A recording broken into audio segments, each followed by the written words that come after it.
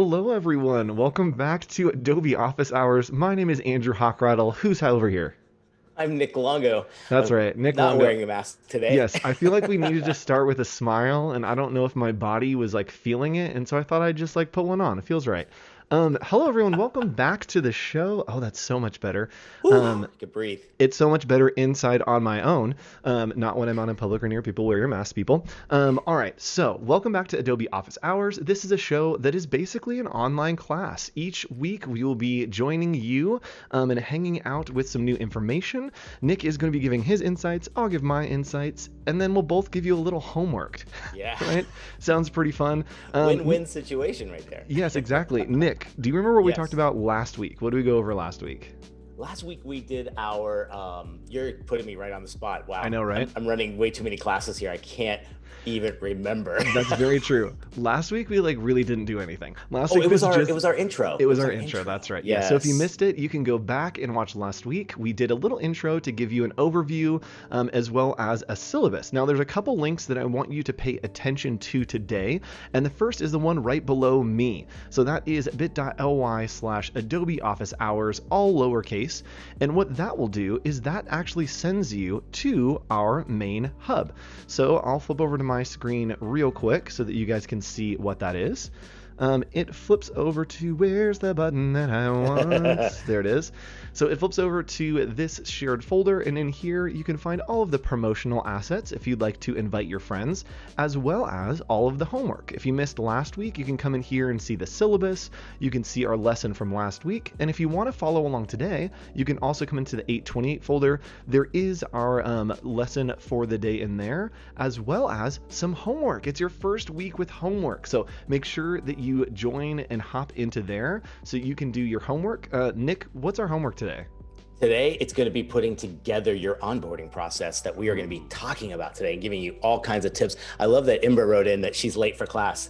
I know. This is tardy number one. You can't Tardy have number more one. than three. Yep. Imber, you can't. Yep, each one is just a grade down for your imaginary grades in this class. We could take gold stars away if you are Yes. late.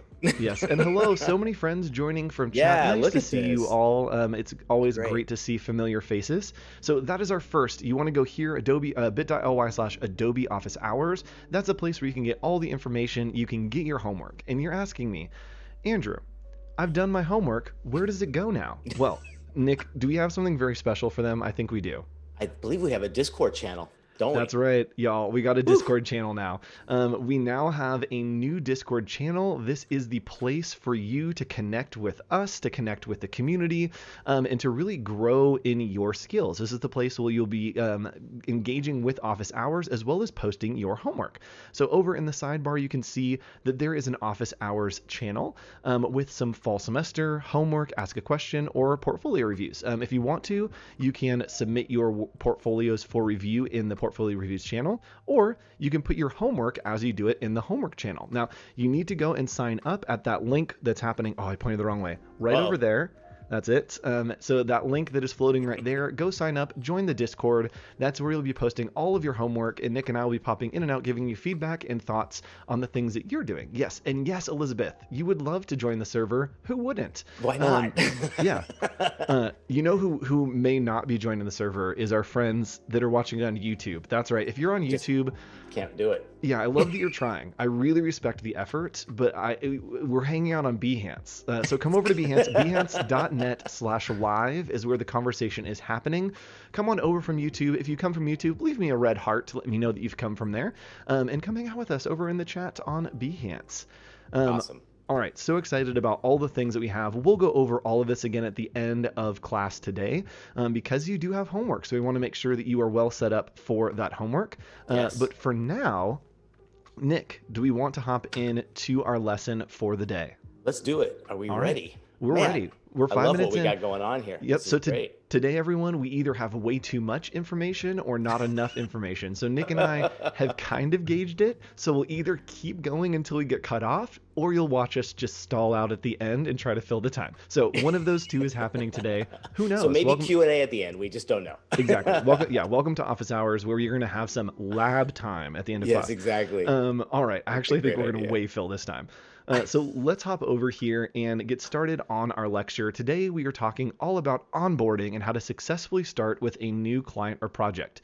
Nick's going to take us through a lot of the beginning of this presentation, and Yeah. then we're going to do a full-on role play of Nick being the designer and me being the client, and show you what it's like to onboard a client. We'll show you some of the struggles that you might run into, some of the awkward conversations that you have to have, and hopefully it'll be informative and educational for you to see what happens. Yeah. Um, and Pallavi, does one have to be familiar with the Creative Cloud tools to do the homework? No, not at all. The Not homework really. is literally going to be a lot of fill in, a lot of process, a lot of thought work. And so it is in Illustrator. And so if you want to, if you're in university right now, check and see if your university has a Creative Cloud subscription, because the odds are that they do, and that you can use that. If not, you can still view the files and just work on your own if you'd like to. But it's very easy to get involved. Download the files, sync up some fonts. It will do all that automatically for you. And yeah, if you are a student, check with your university. They probably have a plan for you. Perfect. All right. Awesome. All right, Nick, let's go ahead and take it away with our lecture on onboarding. Let's get into it. All right. So, tip number one, basically where this all starts is I like to think of it this way. You're not going to even have the chance to do onboarding unless you really kind of put out a welcome mat, or a lot of people even say like have that green light on, like you're ready to go. And everything we've been talking about in season one, things that we're going to talk about a lot in this semester, really revolve around you and how well suited you are to take on that new project. Is someone even finding you, right? Like that's kind of what we're going to do in our exercise. So this first idea of thinking about your welcome mat, are you doing all these things? Are these the checklist of things that are there for people to find you? Does your brand shine throughout all the collateral? Is your Instagram, your Twitter, your website, anything you've been doing on Behance and Portfolio, does it mesh, right? Are you cohesive with your brand? And it doesn't have to be a lot. I think we've proven that some people just have really nice aesthetics with their look and feel without having to go so overboard, right? Yep, and I definitely want to talk about that with my personal approach once you finish the rest of these points. Sweet. Perfect. And then again, robust case studies. Number one, that's showing your proof of concept. That's showing that you can do something for them, and it's making that connection. Is it a good enough variety? Is it the stuff you want to do? I know we've had a few conversations just this week in class about what do you want to do? Should you be putting out the work you don't want to do? Probably not, right? So put out the stuff you really, really want to do, particularly in these jobs. And then testimonials. For sure, that is one of the best things to do. I think LinkedIn is a great place to do it. I think your website's obviously a great place to do it. Make a social post. If someone gives a great compliment to you and what you did for them, make a social post about it. Maybe even a story. You know how you can section off your stories on Instagram? Make them all testimonials. Restaurants and companies are doing that. We should be doing the same thing. Prove your value quickly. I think a quick look at all of this stuff should tell any potential person and customer that you have the value. And it all equals up to you just setting up a positive expectation right from the very beginning. Absolutely. And I think that a lot of this, the concepts are there for me, but sometimes it doesn't have to apply to the like aesthetic or visual. So for me, and I'll be the first to tell you, like I am 70% personality and 30% work, right? My Behance case studies are okay. My website is fine. But the way that I like to put out that welcome mat and the way that I like to shine my brand is getting in front of a person, right? I know that my work may not sell them on something, but I know that I can. And so figure out what your strength is and play to that strength to go after those clients, right? That I'm constantly networking, I'm constantly making friends, making connections, trying to invest in communities around me. And that's usually the way that I find clients, is through the personal connection with the added benefit of having some work out there that they can look at. But it really is setting up positive expectation of maybe the value here is that you're working with me, not necessarily the work that they're seeing, right? And so figure out what your strength is and just make sure that you're putting that strength into what your clients are looking for. Yeah.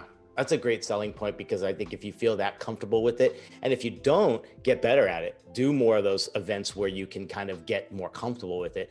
I know from just being at a few conferences with you, you do put yourself out there. You make sure if there's a chance for that to happen, it's going to happen. You don't just sit there and hope it's going to happen. You make it happen, right? Absolutely. Yep. And I know that my work wouldn't do that and I'm way more strong in personality pushing There you that. go. And so if you are someone that your work is just insane and you're like, I don't know if I can really sell it, that's fine. You don't have to be anything.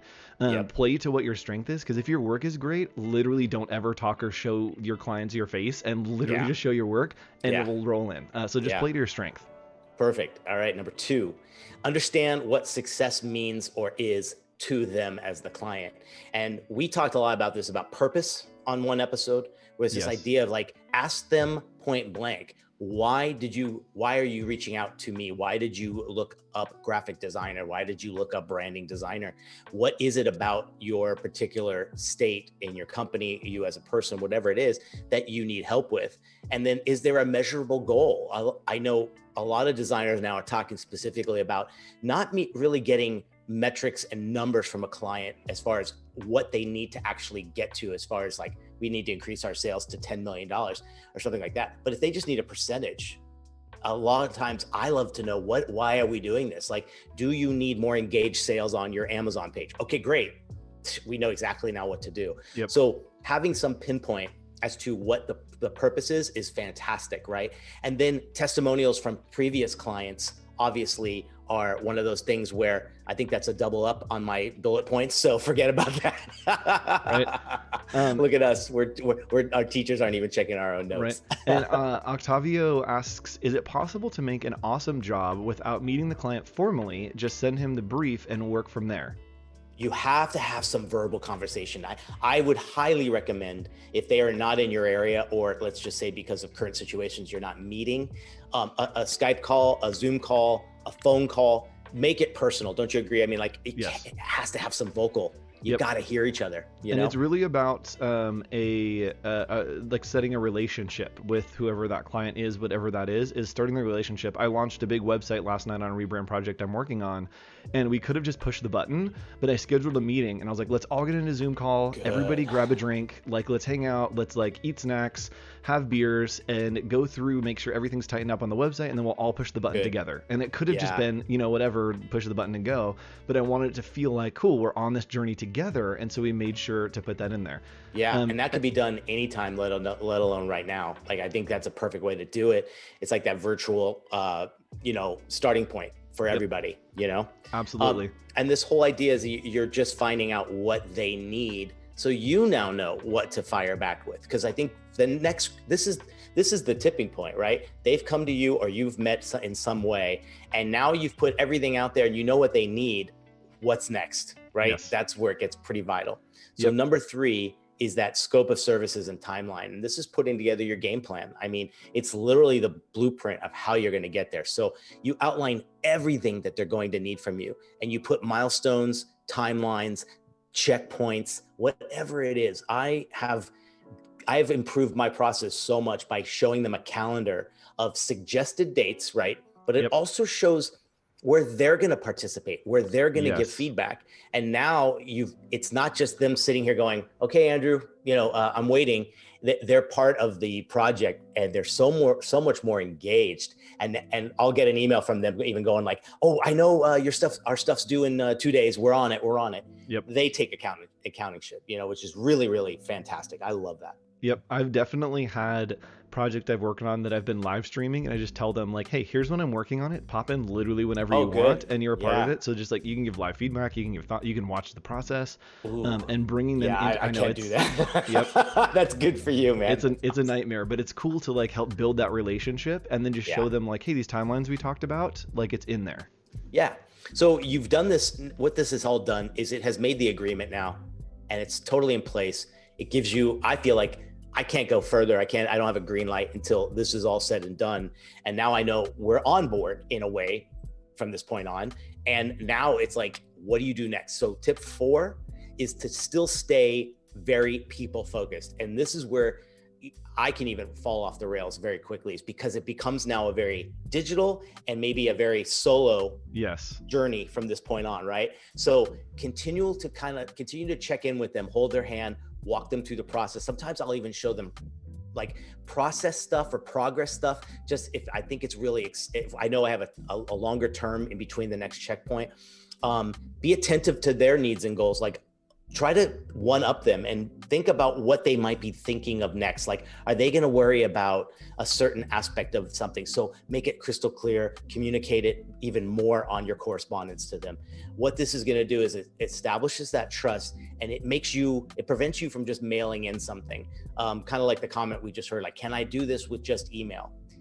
Technically, yeah, you can, but do you want to? Like, I want to hear from them, and I want to hear their engagement. I want to hear if they're feeling like it's as good, and it's a good temperature gauge to know where I've got to go, right? So all this is happening, but one of the best things I think we should all do, not just from our side but on their side, is set up the contact with a one contact person.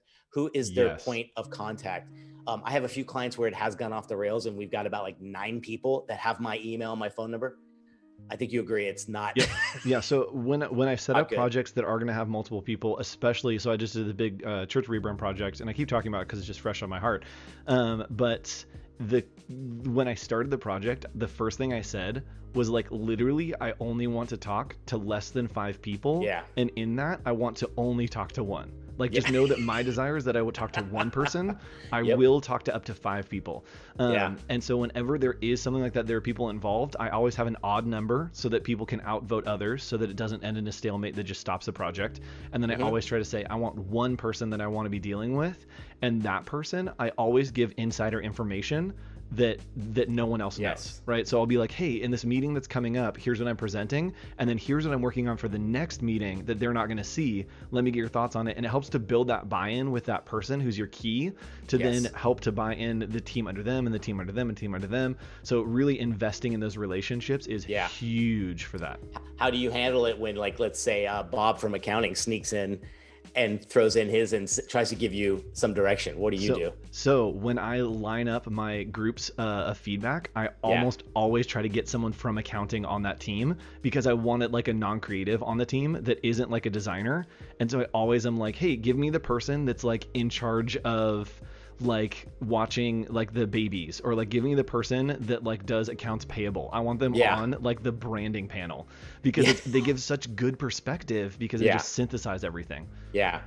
I know something like kind of what I meant was the idea, like, if you have that one point person and everything's going great, but some other person who is not on that team chimes in and says, Andrew, can we see this in a totally different color palette?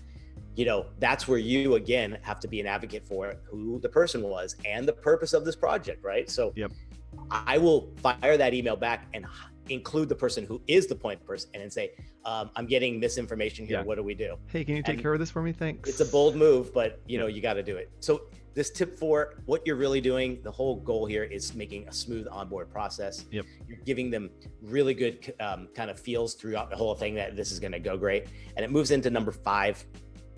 Basically here, let me grab that. There we go. So now, hopefully it's gone through everything. You've felt good. You've hopefully everything else you've done in your process and everything has taken them through there. The big thing here now is to now start thinking about maintaining this new client, not at the very end of this project, but maybe, you know, 60, 70% of the way in there. And one of the things to do is upsell, make sure you're telling them about additional work that might be past this phase. So we all know what would be next, right? So always keep that in mind. Keep up with your correspondence, be a partner with them. I think another way too is, I found even if some client gets some distance and we've finished a big project and there's nothing really needed at that point, just being engaged with them on LinkedIn or somewhere else and chiming in on one of their posts always keeps you on the top of their mind. Absolutely. You know, so that's fantastic.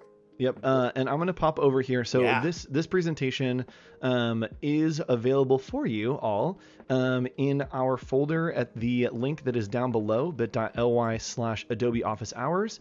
But here's the thing. If you do download it, you also are going to have to download the homework that we have for you today. What we're going to do is, someone asked a question, and I'm just going to look to make sure I don't have any like pertinent secret information in here real quick. I think the answer is no. And then I'm literally going to show you. So someone asked, do you use any services to manage your intakes, to manage your project timelines, any of that stuff? And someone mentioned Trello. Yes, I do use Trello. So I'm actually going to pop over here and just show you the Trello for this church project that I'm working on.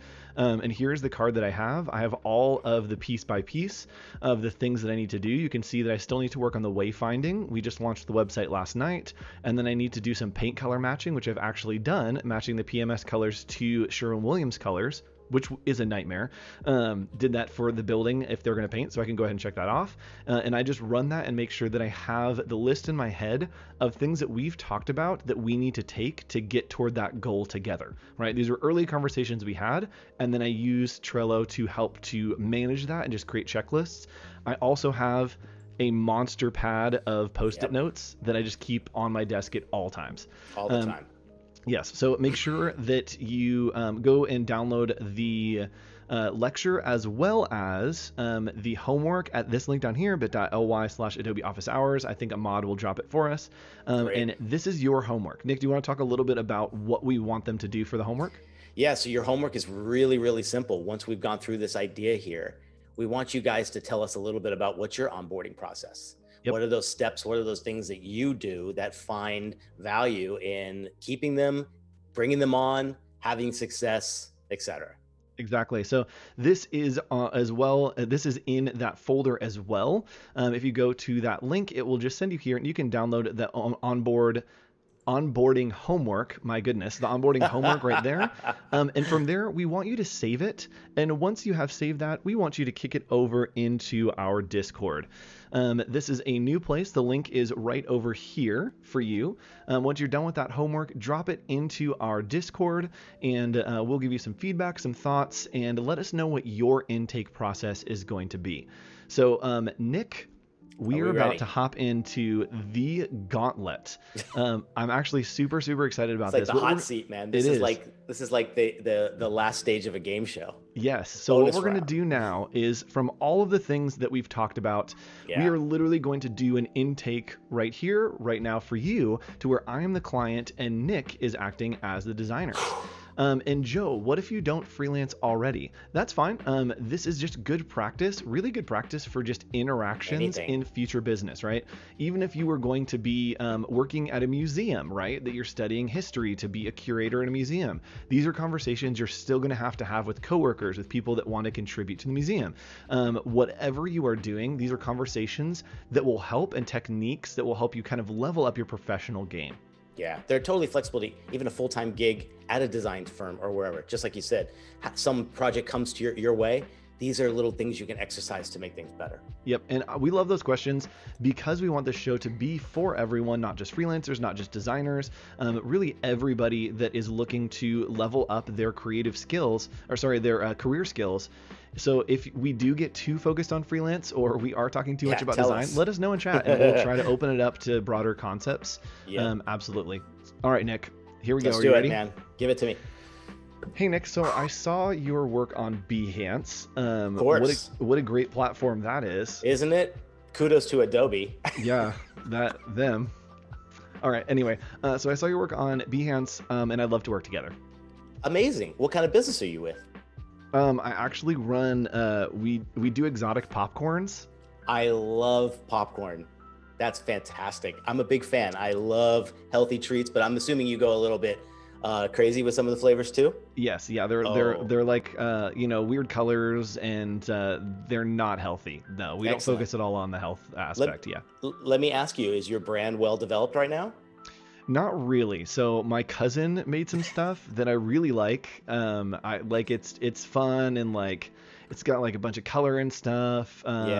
And it's like it looks like it's like kind of embroidered, and so I liked that it was like really like a lot of detail in there for us. So I like what's happening with what we have now, but I'm kind of like I liked your stuff too. Is it possibly maybe confusing people of maybe not knowing what your business is? I don't know. Maybe I think I don't know. Do you have a line out your door? What? Do you have a line out your door? No, not really. Would you like one? Yeah. Okay, let's talk. Awesome. Okay.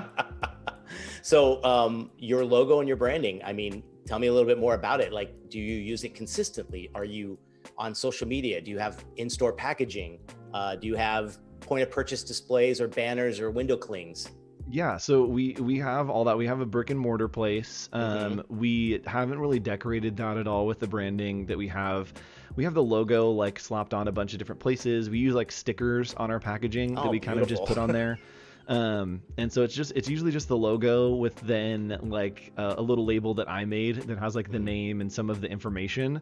And so I just like picked some stuff that I liked and we made stickers of That's them and great. kind of put that on there. So we have some shirts too that just have the name because the logo like wouldn't work. The embroiderer like wouldn't do it for us. And so Yeah. we just So put did you like the iron name it on on there. yourself? We just put the name on. We didn't put the logo. Markers. Yeah. Yeah, exactly. Good. Well, let me give you a little brief thing about what we do. We help brands, we help stores, we help destinations like yourself have a crystal clear communication to the consumer, make them engage, make them want to come in, make them want to come back. We work with you on plans and maybe different events you can do each night to get more customers to come in.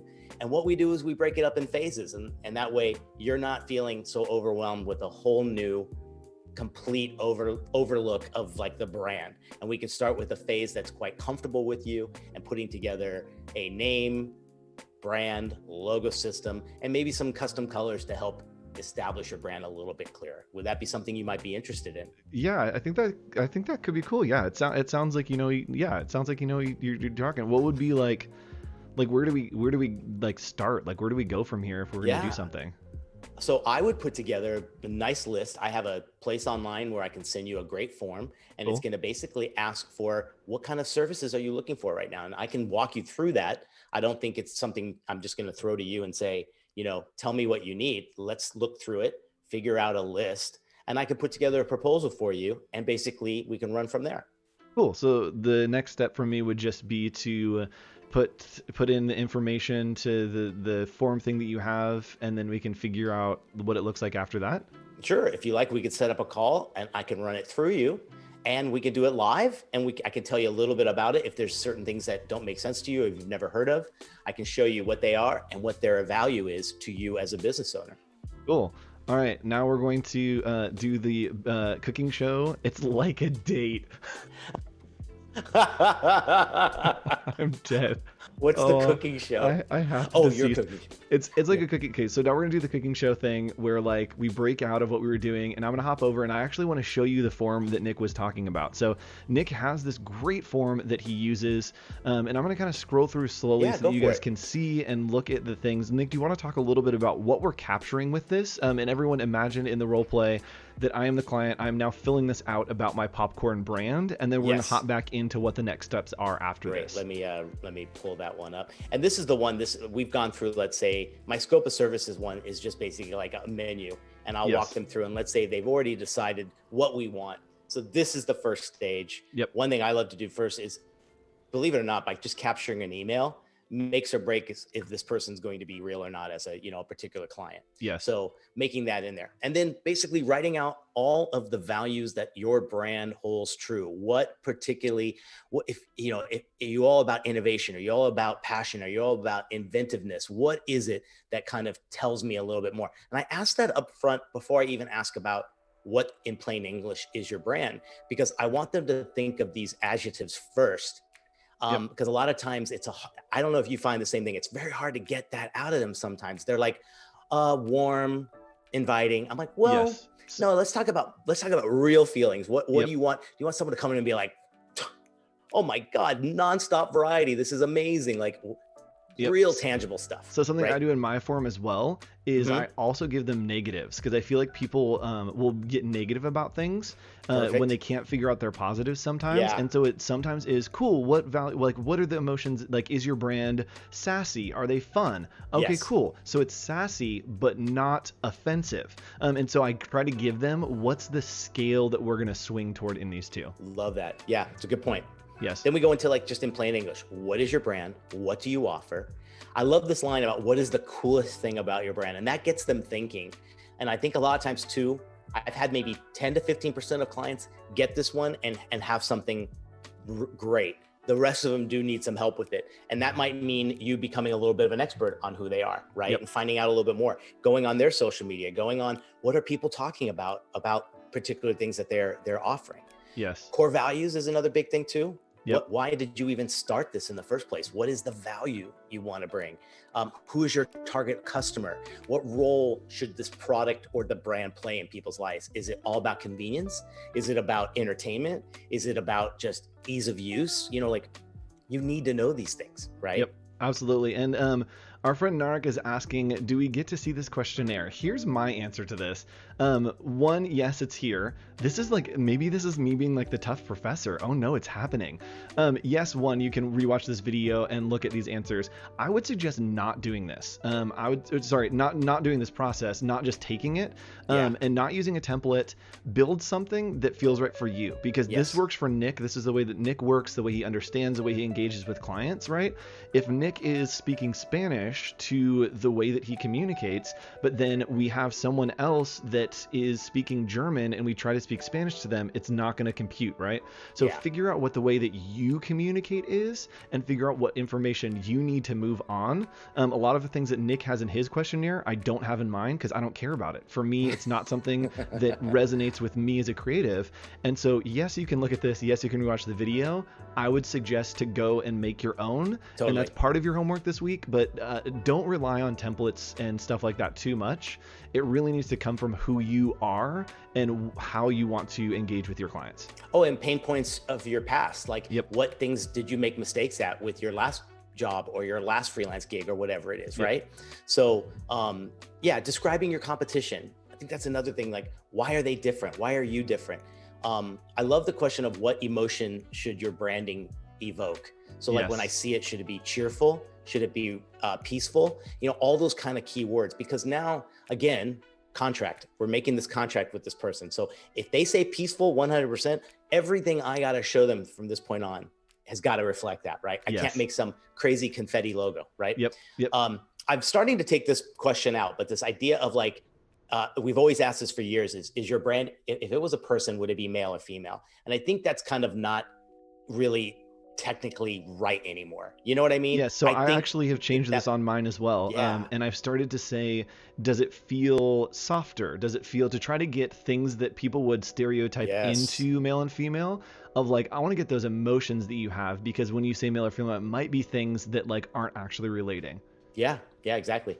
You can go into a very simple question to go where you know where to draw a line is if this was a person, is it blue collar or is it highbrow? Right? And all of a sudden now I know if it's blue collar, man, this thing's gotta, it's gotta look rough edged and just like true and like tried.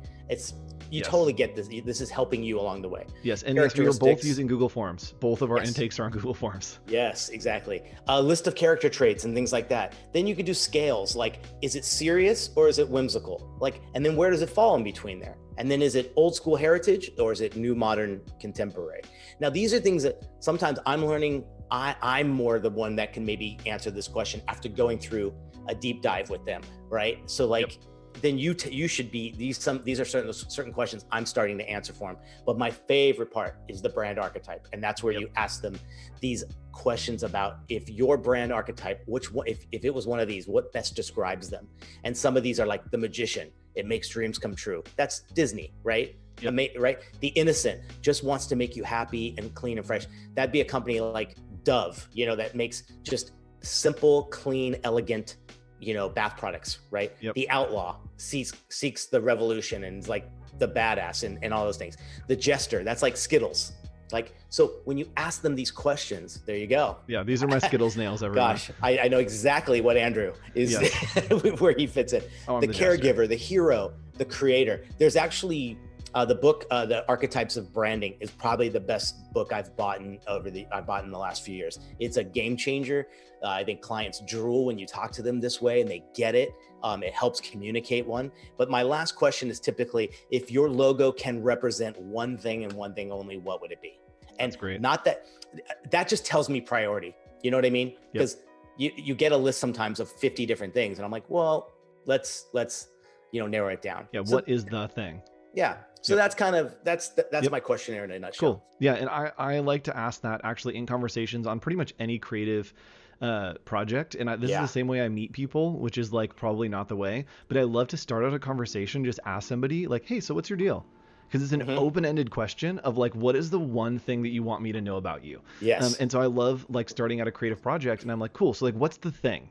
Yeah. Like, what's the thing? Like, I get that we have all these ideas, but like, what's the thing? And once you can define that, then Yeah. yes. And so mine, I'll go over, and this is actually a very specific one. So I have a template that I then make to the client to add things in, to pull things out, to personalize with their names and that kind of stuff. And I do a lot of the same stuff that Nick does. A couple things that I want to point out are these, is that I wish that this organization was more of something, and then have a bunch of emotions, and then I think that this organization is, and then I have the same thing, so they can kind of pick which side that they want to go on there. I also have like your one said, what's the one thing? I have something that says, is there anything that I can't touch that's existing? Yes. If I'm doing a rebrand, Ooh. what are the things that I can't touch? Because otherwise I'm going to literally try to destroy everything. And that's what happened on this project. There were a bunch of things that I'm like, hey, we're going to literally just rename everything. And I thought, man, they're going to be so mad about this. And everyone was like, oh yeah, we can totally do that. And so I needed to know what they couldn't move. And instead of doing archetypes, I do celebrities. I love doing this on my intakes. Is I try to get them to relate, hey, if your organization was a public figure, who would it be? And then I try to pick people that feel like those archetypes, right? We have George Clooney, that's refined, that's a little fancy, a little more mature. We have Greta Thunberg, who's kind of the like wild rabble, like she's ready to go, bold in your face. We've got Idris Elba, right, who's got some swagger. We have Anthony Bourdain, the kind of like fearless traveler. So I try to pick people with big personalities so they can pick that and then relate to talking their language. Really. Yes, speak their language exactly. And then I usually almost always end the client intake with literally the question, why are we doing this?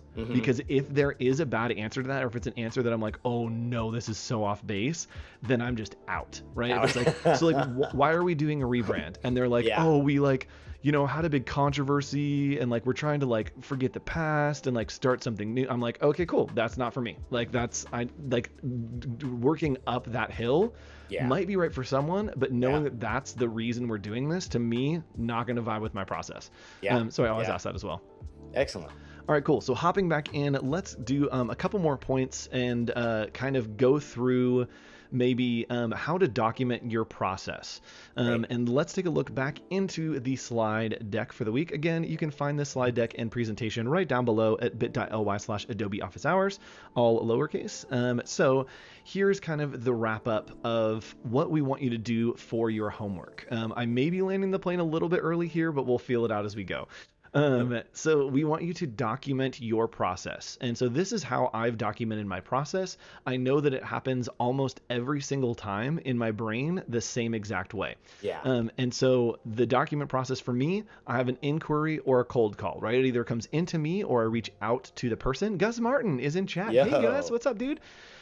So it's either an inquiry comes into me or I send a cold email. From then it's starting the relationship, right? And every relationship is a two-way street. You give and you get. And so I give them information about me and get information about them, right? So I try to introduce myself, tell them about me. And again, my approach to onboarding is make them fall in love with me. Like, yes, I want them to like my work, but I want them to understand me, because I'm going to be pushing them through this process. Great. So I know I get budgets, industry, and context, get all of that information in. With there, I work with them to define goals and deliverables. Then we confirm goals, deliverables, and contract. That's where you sign the contract, get that money. Then we get the deposit, get the money before you start working. Do not start ideating, sketching, anything until they have paid you half of that project. Do you take half, Nick? Oh, strictly. Okay, cool. Yeah. Same. Yeah. With new clients. Yes, absolutely. So take half, and then you start the project, right? That's how I usually onboard. That's the process that I run pretty much all the way through. And then I also have documented my intake. So if you want extra credit this week, you can do your homework, and you can do the onboarding process as well as your intake. And for me, again, it's a give and get, right? This is how I try to work it every time. Is first I get something from them. I get context, who, what, where, why, how. Ask all the questions. From then, I give back to them to show the relationship happening, that I'm giving them my observations. And I use things called compassion statements, which I'll talk about in a second, but it feels like hearing what they're saying, giving your opinions on it, but really having a listening conversation. And after I've given those observations, then I get feedback on those observations, right? That, hey, here's what I think. what do you think about that? What do you think about, my observations? Are we looking at the right things? Are we working in the right direction? And that's where you start to work in some language of we. You always want to talk in generals of like we are together kind of thing. And then at the end, again, giving back, we give solutions. I always try to leave on a give, right? That we've gone back and forth, have this relationship, and at the end, I give you something that we have worked together on. And the last 2 slides that we'll get through real quick. Yeah, we're doing great. Yes, we're landing this plane. We got plenty of time. It's all about pacing. The last thing, last 2 slides, and this is really the big one. This is why I've made it different than all the rest in the huge type. There is no you. Like the second that somebody contacts you for a project, like you cease to exist, and there is only we, right? That it is never like, oh yeah, I'll take a look at that, and I'm gonna do this, and you can count on me, I'll do it. It's cool, we can work on this together. Oh yeah, I think we can get this done. Oh yeah, man, I think like we can do this. And trying to talk in those generators, we're working toward this. We are going to take some time to make sure this is good, because if it says, oh yeah, I'll just go ahead and handle that, then it's out of their brain and they're like, oh, he's just working for us. And saying, oh yeah, we can totally take care of that, is like, oh, like he's going to need stuff from me, then he's going to do stuff for us, that kind of thing. So always want to use we in collaboration. We always want to talk about goals and not preferences. There's a great episode of Office Hours that talks about purpose over preference. So you can go and watch that if you want. And then listen and repeat and use compassion statements. So compassion statements are this: it sounds like, or it feels like. So Nick, can you tell me, pretend you're a client and you have some issue with, I presented a concept and you didn't like it. So hit me with some issue that you see. This isn't communicating to me right off the bat. Like it feels confusing to me. Okay, so it sounds like it might not be communicating clearly. Correct. Cool. And it sounds like maybe there's like a disconnect between what your business wants to be and what's happening. Exactly. Okay. It feels like we could head in maybe a different direction, and explore some other possibilities. Okay. Oh wait, it's just because I didn't have my glasses on. Now it looks great. No, I'm just kidding. Yes. So trying to save you there. Yes, when you're using those, it feels like, and it sounds like statements, it opens up to conversation, right? That it didn't have you saying, hey, here's what I think, and then you just like are stuck in that. Yeah. Even in your pausing, when you're saying like, yeah, like, yes, you're thinking about it. So using a compassion statement is not making a definitive end, right? That it's, oh man, I like can't read it. So it's like, oh, it sounds like it's not communicating well. And they're thinking, how's it not communicating? You know what? Yes, it does feel like that. Yeah. And so that way you're kind of just drawing stuff out of them. There were a lot of questions that have been coming in chat that I have not been looking at. So Nick, if you want to scroll back, I'll continue talking and then we can do a little Q&A. So the very last thing that I want to let you know is don't forget to offboard. Don't forget to offboard your people, because once you're finished, right, and we'll talk a lot about process in the in-between in future episodes, but once you have onboarded, work through the process and then offboard. Make sure that you are celebrating those victories. Make sure that you always send your clients gifts. Like literally send your clients gifts every single time you finish a project. Also cookies. I've sold blankets. I think that I at one point gave Gus a whole bunch of little rubber duckies for a project I have to work on with him. Nice. Get real with it and definitely make it so that it is that relationship, right? You don't want it to feel like, oh, I sent you an edible arrangement because like it's a professional thing to do, right? Make it feel like, oh, you know me, I know you, I know that you love Taco Bell, so I'm literally just going to send you a bunch of Taco Bell gift cards. Always. Like it feels like such a weird thing, but try to get that information to make it feel like it is that relationship. How would you feel if you got that, right? It's the same thing. It's just a great thing. One of the questions over there was, do you take full payment upfront for existing clients? No, once they've kind of like gone through the whole process, and I like to consider them almost like family at that point, right? If we've gone through something big, they're all different for me. Like some of them, it's such ongoing projects, and it's 2 this week, 1 week, 6 the next. Like I just bill them at the end of the month. We've gotten to a point where here's the July creative services kind of invoice. Some, if it's another big project that's coming its way and it's a few months, yeah, then I'll do a third maybe to make it Yep. sound a little bit better. That's kind of it. Yep. So I'll ebb and flow, Yeah. and there is a great episode where we talk about money. We'll probably do it again during this semester. Oh yeah. Because everybody wants to know about money. Yay. Yeah.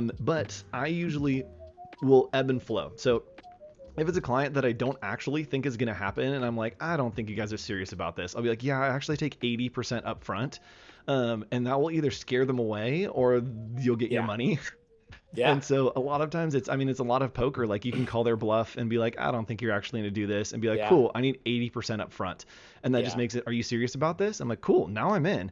Or there are clients that I have that literally I have production hours that I do for them. And I'm just like, yeah, cool, buy a chunk of 15 and we'll just use them when you use them. And when you're out, I'll let you know. And so a lot of times I'll do that as well. And yes, everybody wants to know about money. Yay. That's 100%. Yep. That's the takeaway. It is. I'm going to do a big post that I'm working on right now that will be all about my first year in freelance, which I just finished. And we'll be talking about all the money in the first year freelance, how the income came in, how I managed clients, all that. So that will be on the way. There's another question about just, should we reach out to clients for the homework? No, the homework is for you to kind of fill out what you feel are your onboarding advantages or what you do to get a client. Absolutely. Even if you have never done one, like think about what value you bring as an artist, as a designer, as someone that they would hire, or even as a great new employee to a place. What would you bring? You know, there's so many great things. It's just getting you guys thinking so you have a few magic things to write down the next time. Hopefully you're going after something. You know? Yep. And so for those of you that are just joining us, we do have homework this week. Welcome to Office Hours. It's a class now. This is our fall semester. I saw a lot of people, they're like, this is season 2. And we're like, this is kind of season 2. Yes, this is definitely, this is the fall semester is what we're calling it. And you can go down here to this link at the bottom to get your homework. It will take you to this page here where you can click into this week. If you want to check out the syllabus, it's in last week to see where we're going during the semester. But you can click in here and it will take you to both the lecture that we had today as well as the homework that we have tonight, and that is for you to put all of your onboarding process and figure out what it is for you. From there you can move over and check out our Discord, and that link again is right over there, and that will get you into the Discord where you can post in the homework channel, you can post in the fall semester, get connected with us and let us know what you're working on and how your onboarding process works. Excellent. Nick, let's go ahead and finish up our role play to move into, right? I filled out the brand questionnaire. Yes. I've gotten all this stuff and I'm like, hey, Nick, I did the brand questionnaire and I filled everything out. All right, how do we get started now? Great. So you've paid your 50% up front, let's call it. Oh, cool. Yeah, here's my money. Yeah, thank you. All right. Good. Let's do it. I will provide you now a timeline and we'll work through it. And I will show you when your first deliverables will be coming in. And I'm going to tell you when your first deadline is. So you're going to have a day or two based on, the timeliness of this entire project when we need to hear back from you. And that could be a great phone call. Maybe we'll get on the line. I'll present the work to you live. I'd love to do that as well. If you can't be there in front of them, share your screen. Don't show them anything up front. Present it as if they are seeing it for the first time. Then they can have the PDF, and then you and I will go through it and we'll talk about changes and things like that. And then you'll have a day or two to come back with some final changes onto the next step. Cool. And do I just get to like be a part of it the whole time? Do I just tell you what I want, or what do you need anything else from me?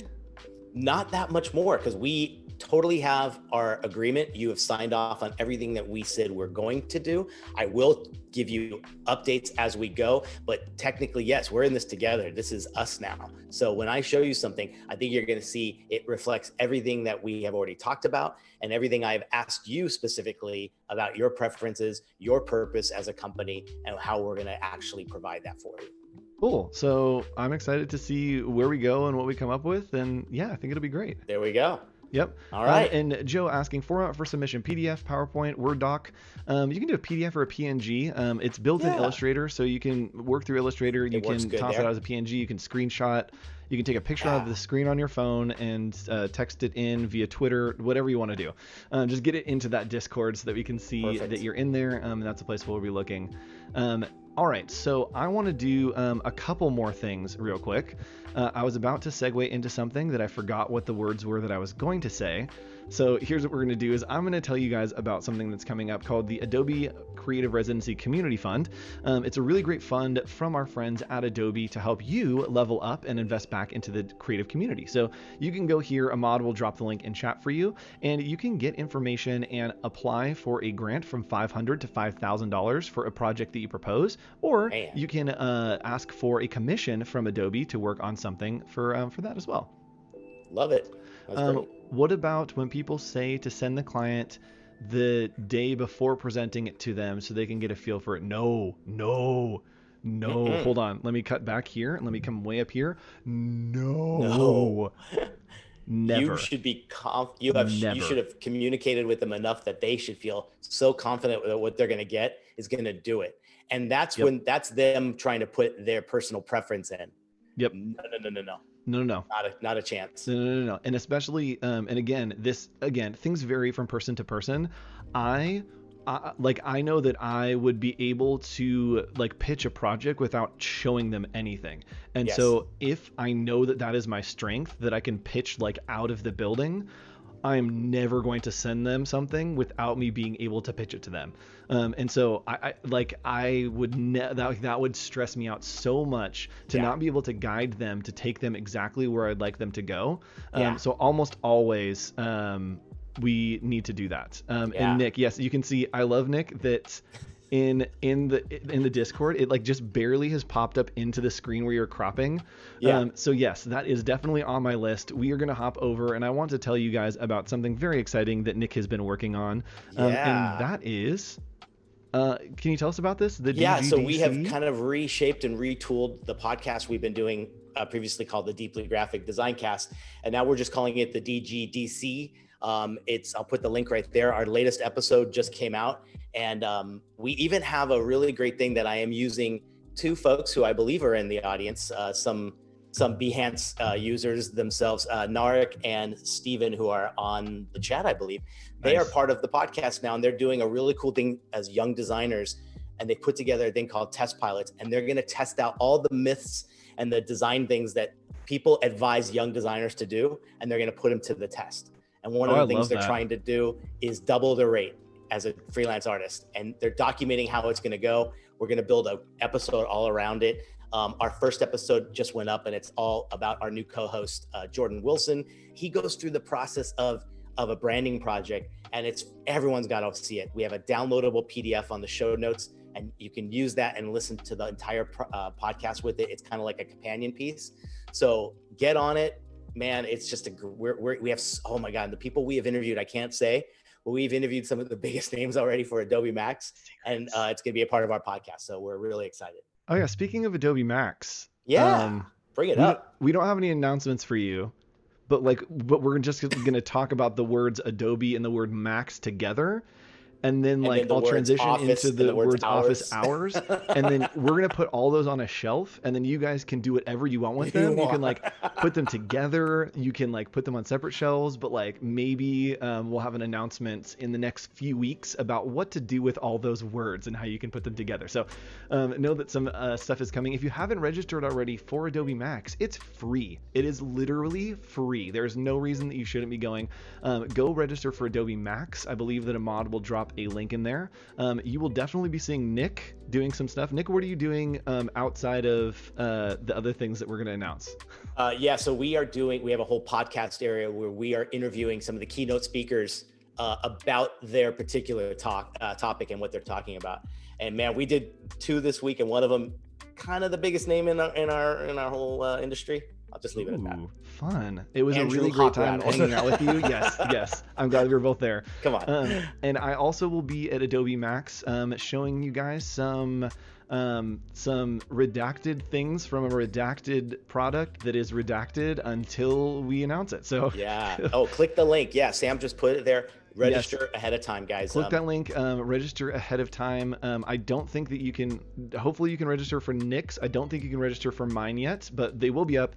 We'll be going. And I also want to tell you one more way that you guys can level up your skills. Man, we have so much episode of all episodes. It is. We love all of you. Just know that you are deep in our hearts. You've got the Justin Bieber like thing for us. So yes, you can tune into office hours every single Friday, 2:30. 2, you can check out the podcast. 3, you can register for Adobe Max. And 4, starting on Monday at 11:30 p.m.